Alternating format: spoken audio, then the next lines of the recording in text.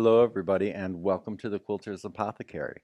Today we will be working with one of our new tools, the Mystical Dimensional series, and it will be the number 7, which is going to make some amazing designs. Now I've used this as a filler design and I've also used it mostly in border treatment. So I'm going to go over one of the border treatments today for this tutorial. But first we want to see how the basics work. So when I talk about the mystical dimensional number 7, let me show you what that looks like. And so now that you know what it looks like, I'm going to do a single one on a piece of paper so you see how you actually draw it out. And it could be drawn out straight across. It can be drawn out at an angle. There's lots of different ways to use this tool. And this actually is one of Rich's favorite tools. So let's go down to the paper and let's draw a single out, and then we will go into a border treatment. This is where we're heading with the shape itself. And of course here, what I want to point out is the design itself, when it is flat lined straight across the bottom, is 7 inches wide at the widest point, and it is 6.5 inches tall at the tallest point. So there are our measurements. So when we use this in a border, I wouldn't use this in a border any smaller than 8 inches. So at least for the 7, we're going to be coming out with a mini version down the road. But right now we have this version, which works great, like I said, as fillers and in borders. So there are our measurements. So now what I'm going to do is, with the filming, of course, I'm on this side of the table, but I'm going to draw it out just like it would be you down here. So you would be down here drawing it, and what I would do is I would start with my flat bottom right across the bottom, and my A1 would be down here at the bottom. That is exactly how I would start. And over here at this registration point, which would be the furthest edge, I would take that right up to there, and you'll see in the border how we start that from the center out, and it will make more sense once you see how I draw this out. So now, when I mark this, I would take that down to my line, mark it out, keep that nice and flat against the bottom line, the registration line that you've made on your quilt or on your paper.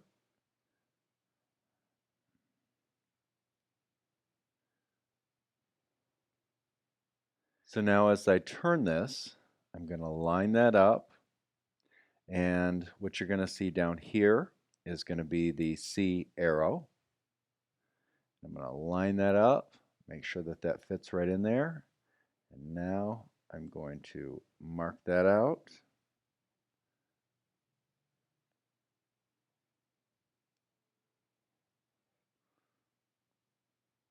We have that part done, and now what I'm going to do is I'm going to go ahead and put a little dot right here in the center, and I do want to take this back here because I didn't put my dot in. This little registration line, and again it's right there in the center. Your chalk or your blue line erase would fit right in there. And so now I'm going to take this and I'm going to slide that in, and that would be my third one. So now your B is going to be down here towards you in the bottom.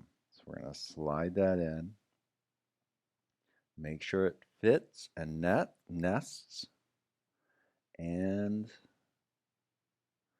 trace that.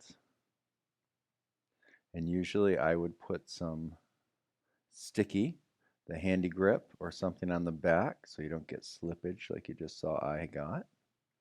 Everything's better with a little bit of sticky stuff on the back. So now I've got my registration lines in. I'm going to move that away. Now I'm going to take a straight ruler, and so now we need to add our lines to make it more dimensional. So our little registration lines here, I'm going to go from this corner to my mark.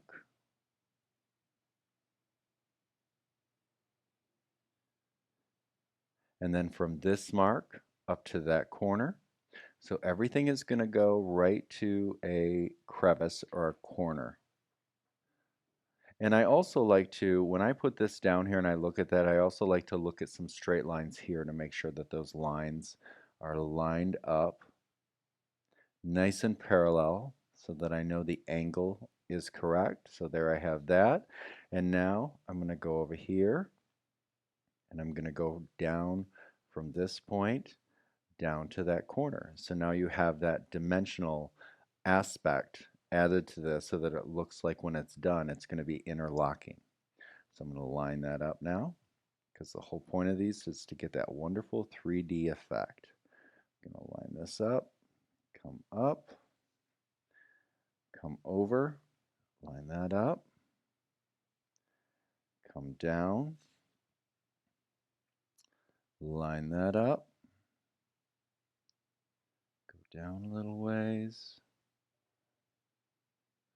Then I'm going to go over here and I'm going to repeat that process on the third one.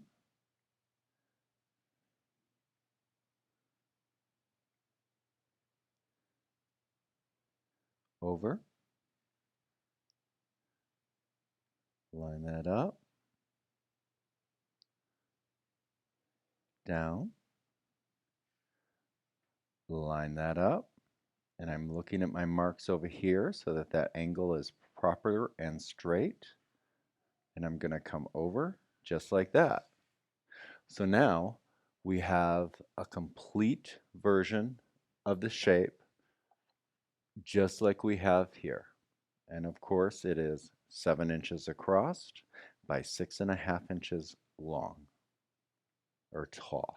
Today we are going to be working with a border treatment, so you don't necessarily need to make a template, which I call like a living template. But normally, if you're going to be using this as a background fill, then I would make multiple living templates so that you know how you want to choose to nest them. And again, it's wonderful to be able to audition these on poster board and draw out a bunch of different options so that that way you can have a portfolio of many ways to use this. Now, what I've done was these two are drawn on cardstock. So this is nice, thick cardstock paper. And here what you see is I've labeled my A, my B, and my C so that that way I have placement so that I know how to place those. And then the next thing that I would do is I would probably take this over to my printer and scanner, and I would scan it and print off on cardstock, like maybe 3 or 4 or 5, however many you want to, copies of this, and then I would very cautiously and carefully cut out exact right around the shape. That way you've got some to then take in and audition different ways that you could do the layout before you actually do the marking on a quilt. Now again, that's the wonderful part of having the poster board to do some audition. So let's look at some audition work that I have done.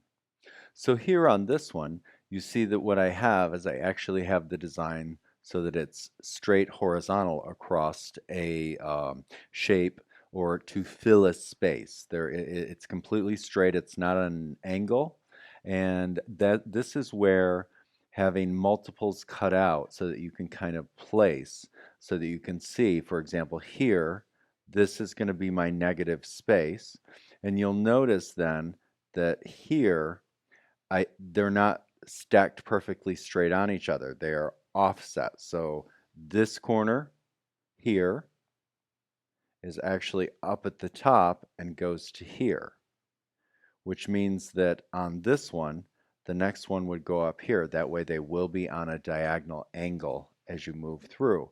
And that's part of the fun of this. These are going to nest in 50 to 100 different ways, depending on what you do. Now, this is the shape that we have that is the most complicated. There's no way to nest this and make it a perfect puzzle fit, but the way that you can use them to arrange them to leave this wonderful negative space is phenomenal. You'll end up with some stunning designs. So let's move on to the next one, and I'll show you that one rather than having it be straight across on the horizontal. So now, for example, on this one, everything is on the angle and it looks incredible. Now, I would go in here as I've done on quilts when I've used this design, and I would fill in any of the negative space. For example, this one, this one. So you're going to end up with this design, the way that it's nested. And I will down the road have a tutorial on how I did this. But again, this is up to you now to play. Once you see the basics on the border, you're going to sit and audition and come up with all sorts of different things you can do. And I want to see some of the different things that you can do. If you'd send pictures, we'd love to see how you're using this ruler. Now, so I'm going to end up with the big triangles, the little triangle, big triangle, little triangle, big triangle, and that's how it's going to nest around. So again, this is another wonderful option to utilize the number 7 dimensional ruler. So let's go ahead and head over and let's use this in our border treatment. So now to start our border treatment, what we have here is we have a 10-inch border, 10 inches wide. Now obviously I'm not going to take it out like I would a queen size quilt, but you get the idea. The way that I've divided these marks are very simple. I've located the center of my 10-inch border and I've put a dividing horizontal line through it, so at 5 inches, for example. And then what I've done is I've also divided the border vertically in half. So we have a crosshair, that's going to be your first registration mark. Now again, the design itself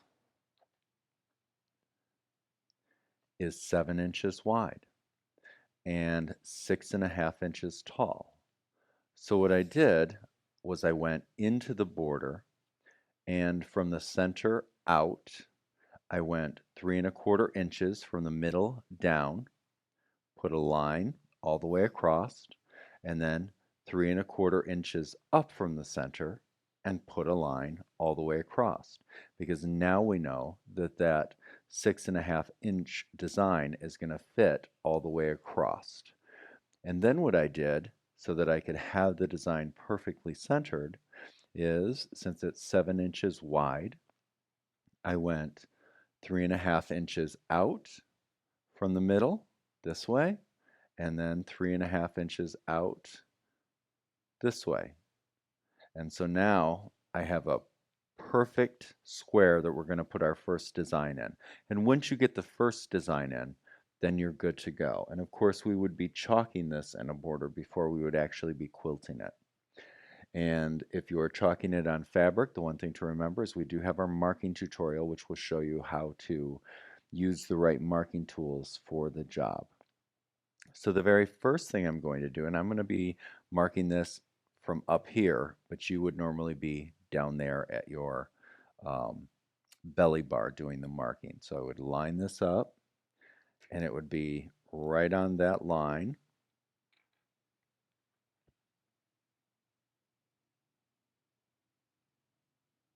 And you would use your reference so that you know how everything would line up. And of course, the A would be down here, just like it is here. So you'd have your A, and that's why it's important to go ahead and make yourself a template. So now I'm going to line that up, come up, mark that, keep it right inside that box, your first perfect box. Excuse my mark off there with the marker. It's a little hard to maneuver here. Upside down. Okay, so that would be the first, and then we're going to turn it to do the second. I'm going to line that up, and again, my B is going to be up here in the corner, just like it is here. So I line that up.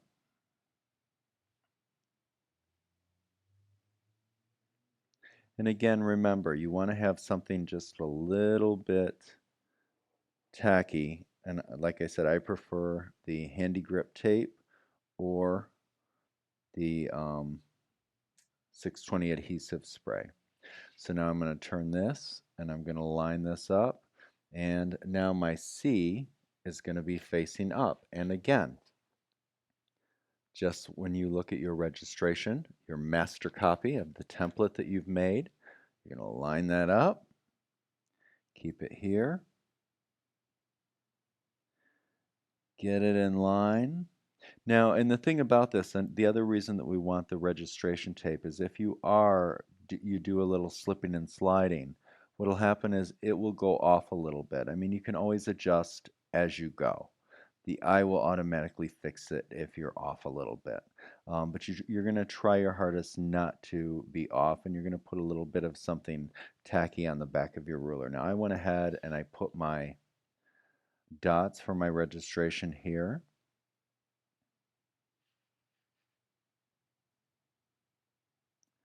Line that up.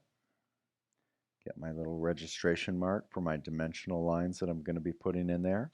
And now very simply, I start again. And what I'm going to do is I'm going to go off to the side. And I can either go off this way and line that up right to that line and go that direction. Or what I can do is come over and work from this side out. So now I'm going to go ahead and we're going to draw that out.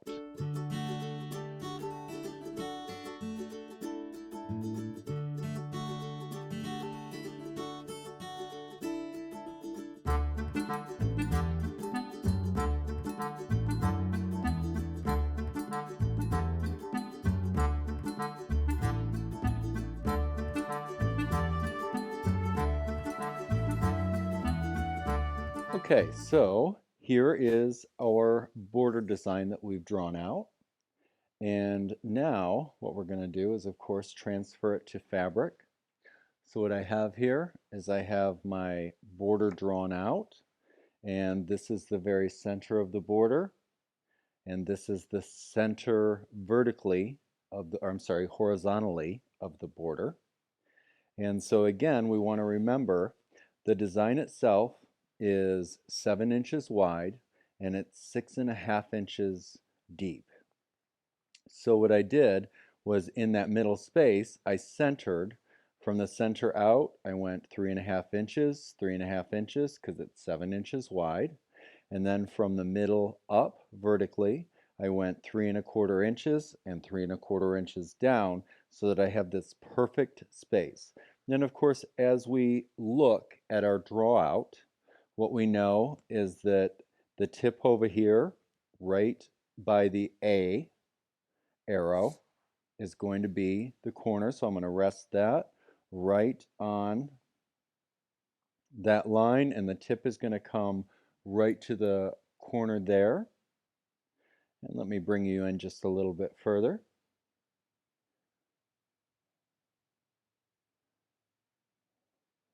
So we're going to take that, rest that there.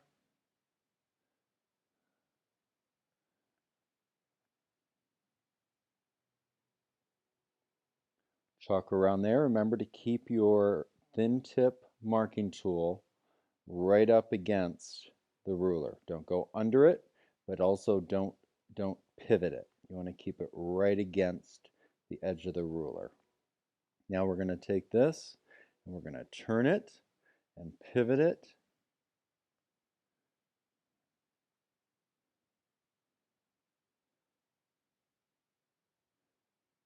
And that matches up perfectly, so I did mark properly, thank goodness. It goes right up to the line.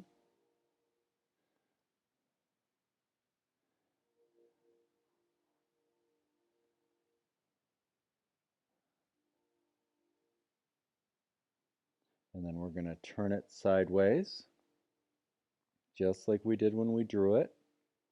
We're going to line that up.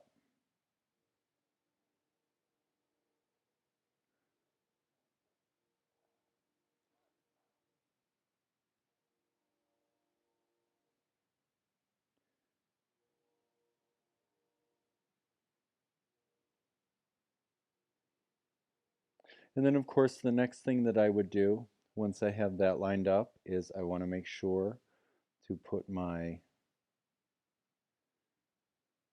dot marks in.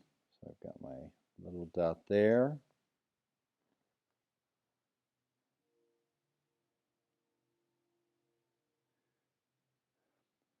Little dot there so that we can get our dimensional lines in.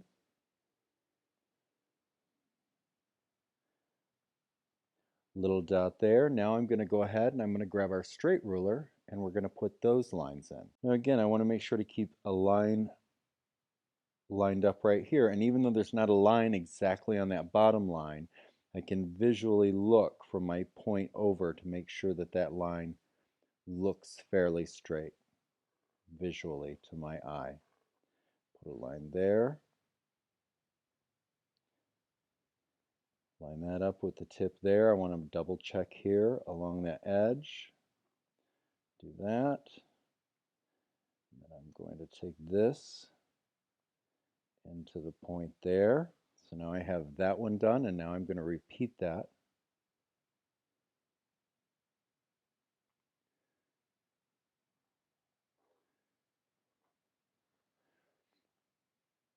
And normally, of course, I would pre-mark all of these in this border. But right now, I just want to show you how to at least get one quilted, and then you can design away, duplicate the border design that we drew out, or again, come up with your own. And as I suggested, it's nice to go ahead on cardstock and mark out blocks like this and then cut them out exactly so that you can do a layout and come up with all sorts of wonderful designs to do. Line that up.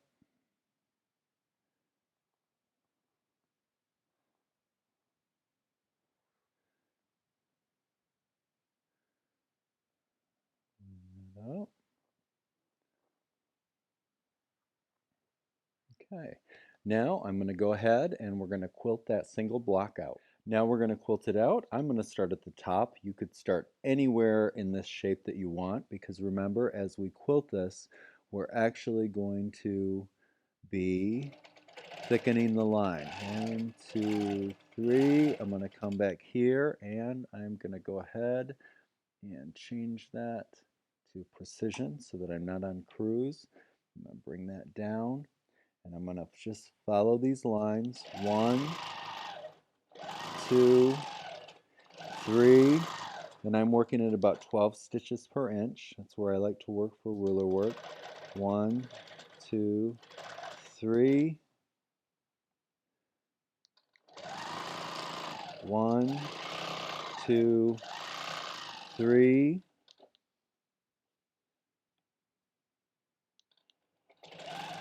1, 2, 3. And I'm going to follow this all the way through. 2, 3, 4.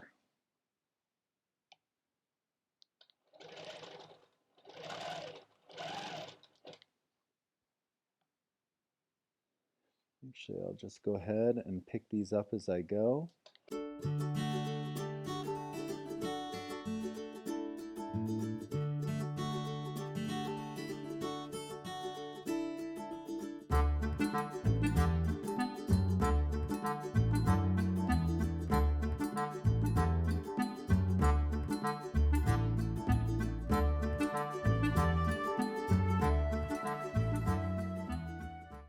Okay, so now we have one single done of the number 7 of the mystical dimensional shape.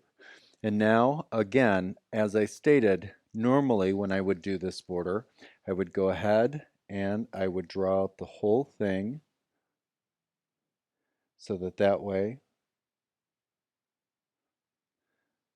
then I could just quilt it all at once. But I did want to at least get one good block in for the tutorial.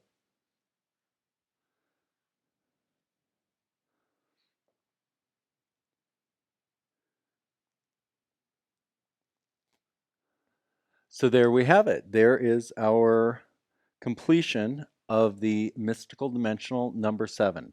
The one thing that I want to remind you with this particular ruler, especially out of this series of rulers, is you want to be very specific when you draw. You need to make sure to have a little bit of some sort of sticky on the back so that way when you mark it out, whether it be on paper, or you nest them as an all over rather than as a border, you're really going to have to be a little more specific about making sure that they nest together properly as you explore this so everything's very consistent and it goes tight together. So I hope you've enjoyed that, and I hope you enjoy one of our favorite new rulers. We shall see you down the road. Take care of yourself and take care of each other.